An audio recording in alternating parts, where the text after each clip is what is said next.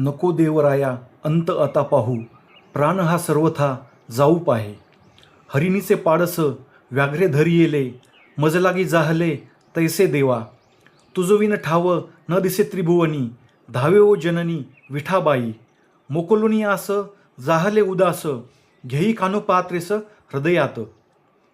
संत कानोपात्र यांचा जन्म सोलापूर जिल्ह्यातील मंगळवेढा येथे श्यामा नावाच्या एका धनवान व सुंदर नर्तकीच्या पोटी झालेला होता.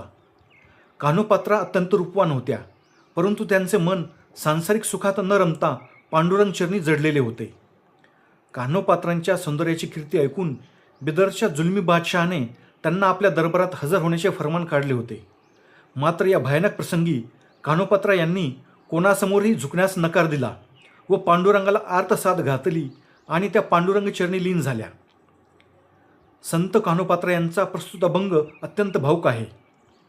संत कान्होपात्रा पांडुरंगाला म्हणतात की, हे देवा, आता माझी आणखी परीक्षा पाहू नकोस, कारण माझे प्राण आता व्याकुल झालेले आहेत.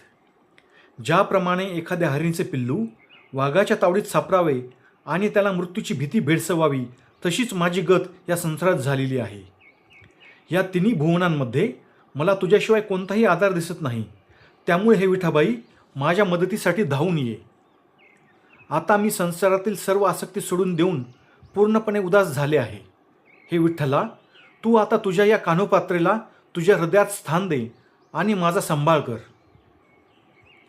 संत कान्होपात्रा या विठ्ठल भक्ती आणि स्वाभिमानाचे प्रतीक आहेत.